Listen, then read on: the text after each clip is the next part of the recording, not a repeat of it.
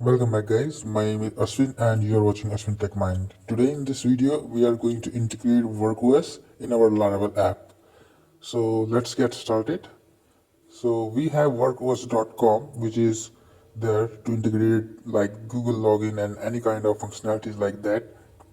Microsoft authentication, Google authentication, GitHub authentication you can do with the help of WorkOS. So as you can see in the dashboard, it provides social authentication, magic, all complete user management, AuthKit, multi-factor authentication, and it also provides support of various languages like Ruby, Python, Node.js, PHP, and .NET too. You can go to the document section of this particular thing, and you can also obtain the API's key. So let's start by the documentation. In documentation also you can see we have AuthKit, Enterprise Auth, and there are a lot of things that you can implement in your application. So let me create a new Laravel app to integrate WorkOS. So I am going to open the terminal and write here the command Laravel new WorkOS Laravel. Hit enter and it will start creating. It will ask me so I will choose view, and for the authentication you can just type WorkOS and you can choose the testing framework that you want to use. For now I am using test. So it also provides the support of multi-factor authentication, so you can integrate a Google Authenticator or Microsoft Authenticator in your app.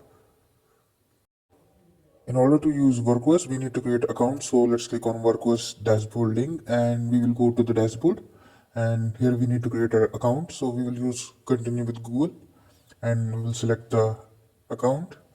So let me select a Google account over here.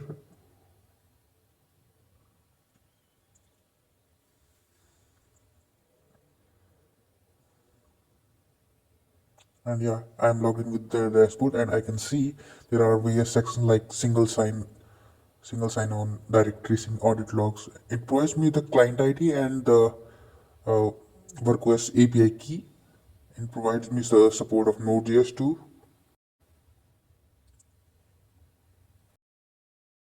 Now click on authentication and click on configure Google OAuth, and here you can see demo credential and your app credential option. So if you want to integrate your real app, so just go to Google Developer Console and you can just obtain Google Client ID and Google Client secret and you can just paste it over here.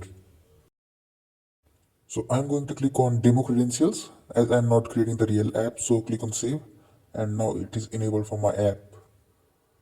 So let's go to the project and yeah, it's created.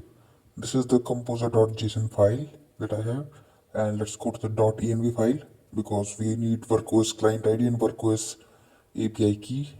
So yeah, these are the things: WorkOS client ID and WorkOS API key that we can get from dashboard.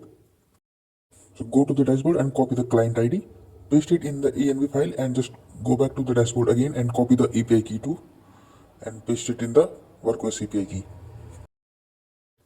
So after the successful authentication, this WorkOS redirect URL will be called, which is /authenticate. So this particular route is mentioned in auth.php. So if you can see, it is a get route and which is a redirect to the dashboard. Let's go to the web.php and this dashboard route is registered over here, which is returning an inertia view. So this is the view that will be rendered when the dashboard route is called. Let me run the command to serve the app. So now PHP Artisan serve. Composer run dev is the new command to run the Laravel 12 application. And let's go to the redirects and go to the edit redirects URLs, and I will register the URL over here. So just paste the redirect URL from the env file, copies and paste it over here. Click on add, and I already have added this, so I don't need to add this again. So just select the URL there, redirect URL over here. Now go back to our app and I can see in the localhost 8000 port the application is running successfully. So let's click on login.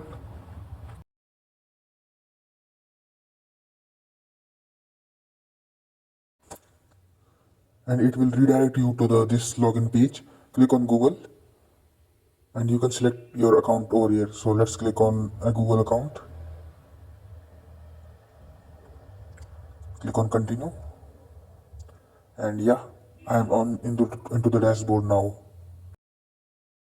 Let me click on my name and click on settings.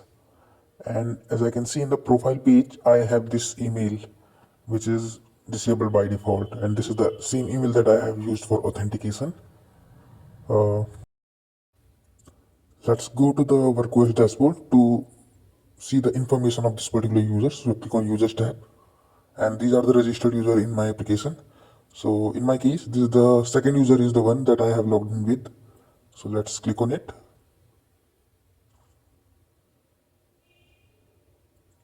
and it will show me the detailed sessions and kind of things. And I can delete the user account from here also. These are the sessions and events tab, and these are the webhooks that will be called. So session.created is the latest one. So this is how you can integrate WorkOS. See you in the next video. Till then, goodbye.